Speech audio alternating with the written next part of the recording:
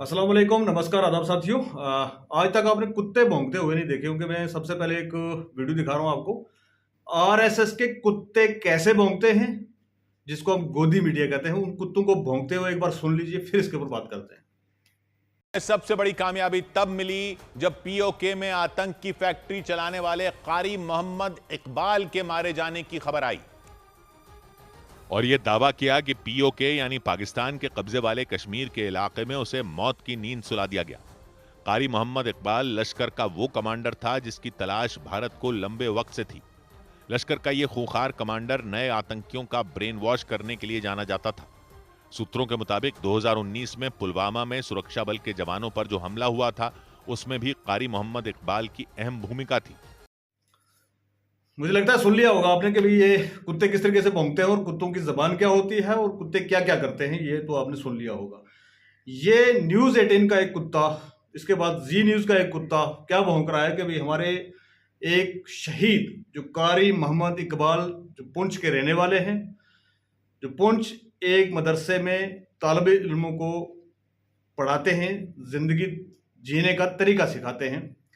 पाकिस्तान की शेलिंग के दरमियान जब पाकिस्तान ने गोले बरसाए तो वो शहीद हो गए वहां पर।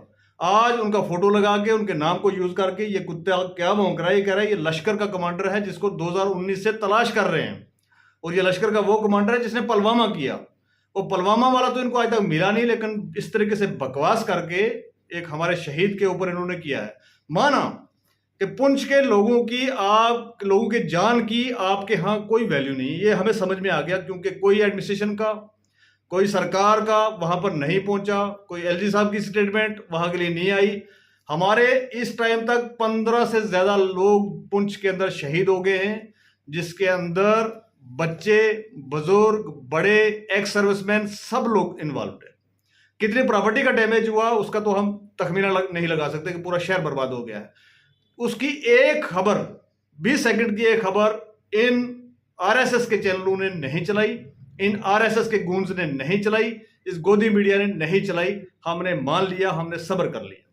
लेकिन अब तो हद ये हो गई है कि भाई आज हमारे एक नौजवान जिसने अपनी शहादत दी, जिसने अपने शहादत का जाम नोश किया पुंछ शहर के अंदर, उसको इन्होंने मिलिटेंट करार दे दिया। शर्म आनी चाहिए तुम लोगों को। इतने गधे हैं कि पढ़ते लिखते हैं नहीं, आ जाते हैं वहां पर जो आरएसएस से स्क्रिप्ट आती है, जो आरएसएस से स्क्रिप्ट आती है, जो व्हाट्सएप पे मैसेज होता है, उसको आप नेशनल चैनलों पर दिखाने का काम करते हैं। शर्म आती है कि नहीं आती है? मुझे लगता है नहीं आती है शर्म। इनको शर्म आएगी भी नहीं। मैं तमाम जम्मू कश्मीर के लोगों से, तमाम उन लोगों से जो दर्द दिल रखते हैं, उनसे ये रिक्वेस्ट करना चाहूंगा कि इन मीडिया चैनल्स का बाइकाट किया जाए और इनको सबक सिखाया जाए। जब तक आप इनकी ये दरिंदगी देखते रहेंगे, सुनते रहेंगे, तब तक जो है इसी तरीके से ये लोग करते रहेंगे। कोई इनका कोई ऐसा कोई जर्नलिज्म नहीं है, कोई जो इसके ऊपर ये कोई सर्च नहीं करते, कोई देखते नहीं, पढ़ते नहीं, लिखते नहीं। इनको सिर्फ मुसलमान चाहिए, दाढ़ी वाला चाहिए। ये किसी को भी जो है वो मिलिटेंट बना देंगे। लेकिन मैं एक बात बताना चाहता हूं कि सबसे बड़े मिलिटेंट ये हैं, और सबसे देशद्रोही अगर कोई है हिंदुस्तान के अंदर तो ये मीडिया चैनल्स वाले हैं।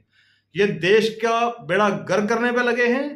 इन्होंने आज से 15 दिन पहले जो है स्टूडियो के अंदर जहाज चलाना शुरू कर लिए कि ये जंग हो रही है और वो जंग हो रही है। इस जंग का तखमीना किसको देना पड़ेगा, इस जंग की शहादतें किसने दी हैं, उनका नाम तक इनके जबान पे नहीं आएगा, क्योंकि वो मुसलमान हैं।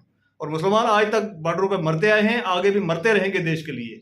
लेकिन इन गद्दारों का इलाज करना बहुत जरूरी हो गया है। इन गद्दारों के लिए मैं क्या बोलूं कि भी किस तरीके से इन्होंने जो है वो लफ्ज यूज किए हैं हमारे एक होनहार, एक ऐसे नौजवान के लिए जो बच्चों को पढ़ाने का काम करता था।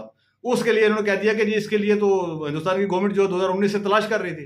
तो आपकी 2019 से गवर्नमेंट अंधी थी क्या कि उसको ओपन शहर में दिखा नहीं था क्या? एक सिविलियन के लिए आप इस तरीके से बोलेंगे, एक शहीद के लिए इस तरीके से बोलेंगे, और आप ये तवक्का करेंगे कि बर्दाश्त कर लिया जाएगा? कतन बर्दाश्त नहीं किया जाएगा। मैं समझता हूं कि भाई इस वीडियो को इतना शेयर करें, इनके मुंह पर जूते की तरह मारना चाहिए इस वीडियो को, कि इनको समझ में आ जाए कि किस तरीके से क्या बातें करते हैं।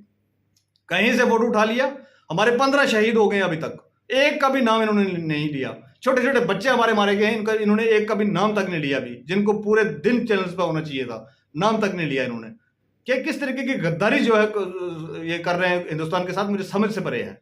और ये आरएसएस के चिंटू जिनको गोदी मीडिया कहा जाता है, आरएसएस के हेडक्वार्टर से स्क्रिप्ट आती है और बैठ के पढ़ते हैं और बकवास करते हैं। सबसे बड़े देशद्रोही, सबसे बड़े मिलिटेंट और सबसे बड़े, मैं कहूंगा कि ये जो देश के गद्दार हैं वो ये चैनल्स वाले हैं। इनको समझा दिया जाए, इनको बता दिया जाए और ये वीडियो इतना शेयर करो कि ताकि इसके मुंह पे जाके लगे जो कोई किशोर अजवानी है ये न्यूज़ 18 का इस तरीके से मुंह खोल खोल के ये कह रहा है कि कारी मोहम्मद इकबाल जो है वो मिलिटेंट था और उसको 2019 से तलाश थी और ये पुलवामा के अटैक में मुलव्वस था। मुझे लगता है कि पुलवामा के अटैक के अंदर जो ये किशोर अजवानी मुलव्वस था, क्योंकि ये जिस तरीके से बकवास कर रहा है, मुझे लगता है कि ये सारे मिलिटेंट ऑर्गेनाइजेशन और पाकिस्तान के पेरोल पे हैं। ये पाकिस्तान से सैलरियां लेते हैं और इस तरीके से हिंदुस्तान के अंदर रह के हिंदुस्तान को तोड़ने का काम, हमारे शहीदों को बदनाम करने का काम करते हैं। आप सब लोगों से रिक्वेस्ट है कि इतना वीडियो को शेयर करो कि इसके मुंह पे जाके लगे कि भाई किस तरीके से क्या बात की जाती है। बेशर्मी की हद है। बेशर्मी का मतलब जितने लेवल्स हैं वो सारे पार कर चुका है गोदी मीडिया, आरएसएस के चिंटू। लानत है तुम पर।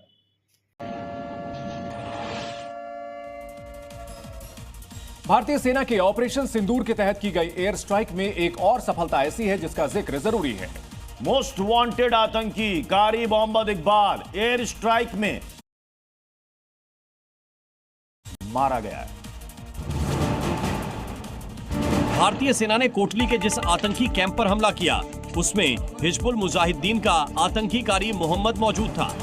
कारी मोहम्मद एनआईए की मोस्ट वांटेड आतंकियों की लिस्ट में शामिल था। मारा गया आतंकी कारी इकबाल ही कोटली में चलने वाले आतंकी कैंप्स का कमांडर था। कारी मोहम्मद युवाओं का ब्रेन वॉश करता था और उन्हें आतंक के लिए तैयार करता था।